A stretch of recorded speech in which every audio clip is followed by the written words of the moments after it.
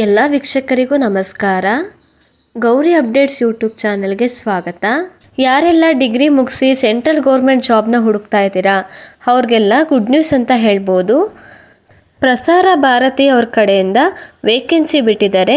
ಈ ಪ್ರಸಾರ ಭಾರತಿ ಅಂತಂದರೆ ಈ DD1, ಚಂದನ, ಆಕಾಶವಾಣಿ ಮತ್ತು ಆಲ್ ಇಂಡಿಯಾ ರೇಡಿಯೋ ಬಂದು ಇದೆಲ್ಲನೂ ಕೂಡ ಪ್ರಸಾರ ಭಾರತಿ ಅವರ ಅಡಿಯಲ್ಲೇ ಬರುತ್ತೆ.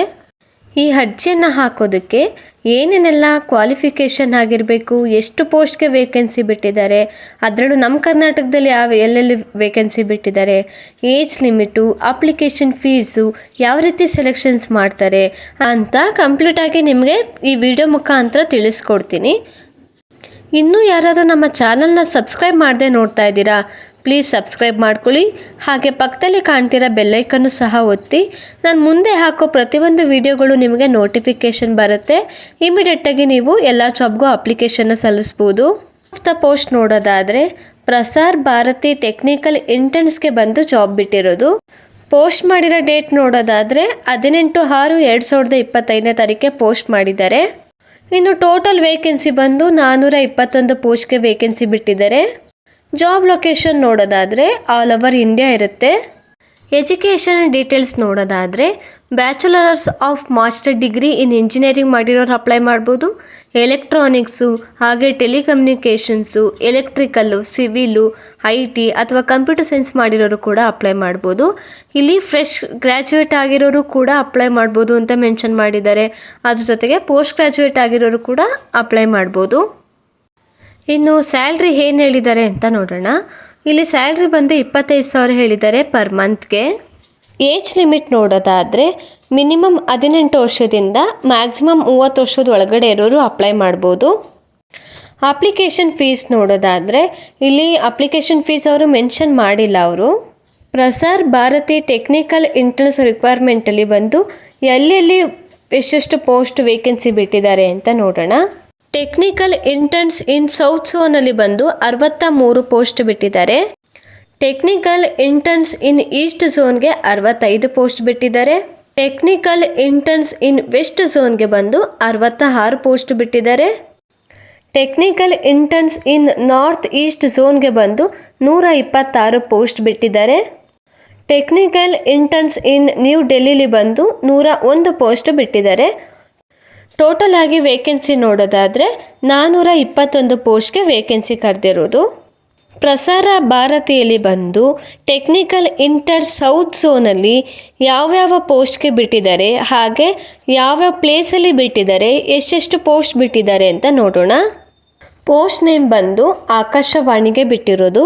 ಚೆನ್ನೈಯಲ್ಲಿ 6 ಪೋಸ್ಟ್ ಬಿಟ್ಟಿದ್ದಾರೆ. HPT ಅವಾರ್ಡಿಲಿ ಬಂದು 2 ಪೋಸ್ಟ್ ಬಿಟ್ಟಿದ್ದಾರೆ. ಬೆಂಗಳೂರಲ್ಲಿ 4 ಪೋಸ್ಟು. ತಿರುವನಂತಪುರಮಲ್ಲಿ 4 ಪೋಸ್ಟು. ಪುದುಚೇರಿಲಿ ಬಂದು 3 ಪೋಸ್ಟು.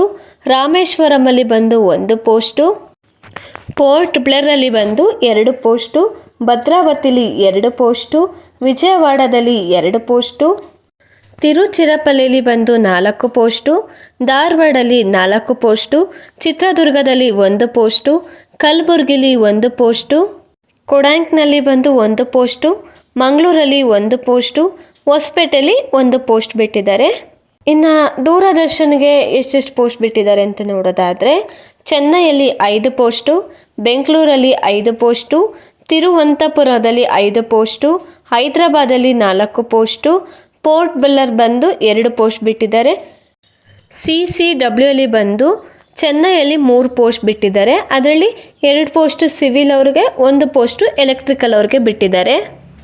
ಟೋಟಲ್ ಆಗಿ ನೋಡೋದಾದರೆ ಇಲ್ಲಿ ಇಂಟರ್ನ್ ಸೌತ್ ಝೋನಲ್ಲಿ ಬಂದು 63 ಪೋಸ್ಟ್ಗೆ ಬಿಟ್ಟಿದ್ದಾರೆ. ಇನ್ನು ಬೇರೆ ಬೇರೆ ಝೋನಲ್ಲಿ ಬಂದು ನಾನು ನಮ್ಮ ಡಿಸ್ಕ್ರಿಪ್ಷನಲ್ಲಿ ನೋಟಿಫಿಕೇಷನ್ನ ಅಟ್ಯಾಚ್ ಮಾಡಿರ್ತೀನಿ, ನೀವಲ್ಲಿ ಚೆಕ್ ಮಾಡ್ಕೋಬೋದು.